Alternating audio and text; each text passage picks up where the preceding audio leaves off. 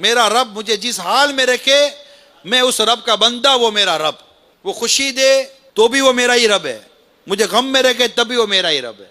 योम सिद्दीक अकबर 22 जमादुल उखरा को उर्स आता है। सिद्दीक अकबर रज़ियल्लाहु ताला अन्हु ने अपना सारा माल राह खुदा में दे दिया, और इस हाल में आए कि कपड़े पर जो कपड़ा पहना था बटन भी नहीं थे, और कुछ कांटे वांटे लगाकर आपने मतलब अपने बदन को, सितर को छुपाया था।